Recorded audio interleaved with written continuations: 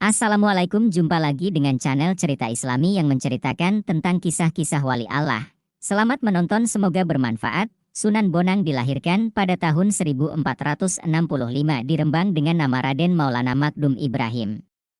Beliau adalah putra Sunan Ampel dan Nyai Ageng Manila. Pendidikan. Dalam hal pendidikan, Sunan Bonang belajar pengetahuan dan ilmu agama dari ayahandanya sendiri, yaitu Sunan Ampel.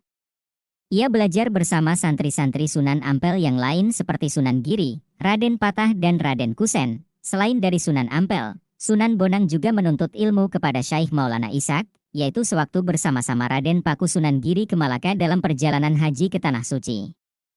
Sunan Bonang dikenal sebagai seorang penyebar Islam yang menguasai ilmu fikih, ushuluddin, tasawuf, seni, sastra, arsitektur, dan ilmu silat dengan kesaktian dan kedikdayaan menakjubkan. Bahkan, masyarakat mengenal Sunan Bonang sebagai seseorang yang sangat pandai mencari sumber air di tempat-tempat yang sulit air.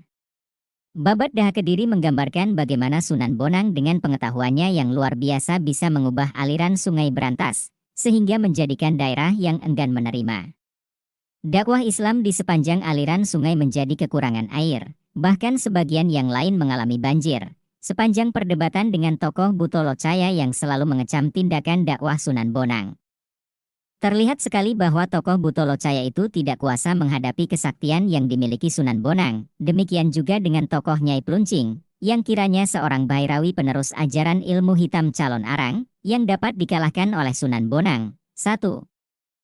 Assalamualaikum, jumpa lagi dengan channel Cerita Islami yang menceritakan tentang kisah-kisah wali Allah. Selamat menonton, semoga bermanfaat. Sunan Bonang dilahirkan pada tahun 1465 di Rembang dengan nama Raden Maulana Magdum Ibrahim. Beliau adalah putra Sunan Ampel dan Nyai Ageng Manila. Pendidikan. Dalam hal pendidikan, Sunan Bonang belajar pengetahuan dan ilmu agama dari ayahandanya sendiri, yaitu Sunan Ampel. Ia belajar bersama santri-santri Sunan Ampel yang lain seperti Sunan Giri, Raden Patah dan Raden Kusen. Selain dari Sunan Ampel, Sunan Bonang juga menuntut ilmu kepada Syaikh Maulana Ishaq, yaitu sewaktu bersama-sama Raden Paku Sunan Giri ke Malaka dalam perjalanan haji ke Tanah Suci. Sunan Bonang dikenal sebagai seorang penyebar Islam yang menguasai ilmu fikih, ushuluddin, tasawuf, seni, sastra, arsitektur, dan ilmu silat dengan kesaktian dan kedikdayaan menakjubkan. Bahkan, masyarakat mengenal Sunan Bonang sebagai seseorang yang sangat pandai mencari sumber air di tempat-tempat yang sulit air. Babat Daha Kediri menggambarkan bagaimana Sunan Bonang dengan pengetahuannya yang luar biasa bisa mengubah aliran sungai Berantas, sehingga menjadikan daerah yang enggan menerima dakwah Islam di sepanjang aliran sungai menjadi kekurangan air. Bahkan sebagian yang lain mengalami banjir. Sepanjang perdebatan dengan tokoh Buto Locaya yang selalu mengecam tindakan dakwah Sunan Bonang, terlihat sekali bahwa tokoh Buto Locaya itu tidak kuasa menghadapi kesaktian yang dimiliki Sunan Bonang. Demikian juga dengan tokoh Nyai Pluncing, yang kiranya seorang Bairawi penerus ajaran ilmu hitam calon arang, yang dapat dikalahkan oleh Sunan Bonang. 1. Keilmuan. Sunan Bonang juga terkenal dalam hal ilmu kebatinannya. Ia mengembangkan ilmu zikir yang berasal dari Rasulullah Shallallahu Alaihi Wasallam. Kemudian dia kombinasi dengan keseimbangan pernapasan, butuh rujukan, yang disebut dengan rahasia Alif Lam Mim. Yang artinya hanya Allah Subhanahu wa Ta'ala yang tahu. Sunan Bonang juga menciptakan gerakan-gerakan fisik, atau jurus yang dia ambil dari seni bentuk huruf hijaiyah yang berjumlah 28 huruf dimulai dari huruf alif dan diakhiri huruf ya. Ia menciptakan gerakan fisik dari nama dan simbol huruf hijaiyah adalah dengan tujuan yang sangat mendalam dan penuh dengan makna. Secara awam penulis artikan yaitu mengajak murid-muridnya untuk menghafal huruf-huruf hijaiyah dan nantinya setelah mencapai tingkatnya diharuskan bisa baca dan memahami isi Al-Quran. Penekanan keilmuan yang diciptakan Sunan Bonang adalah mengajak murid-muridnya untuk melakukan sujud atau salat dan zikir.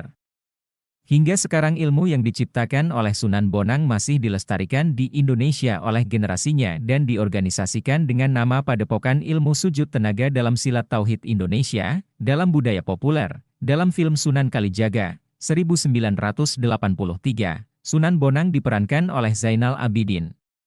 Dalam film Sunan Kalijaga dan Syekh Siti Jenar, 1985, Sunan Bonang diperankan oleh Zainal Abidin, Sunan Bonang atau Magdum Ibrahim.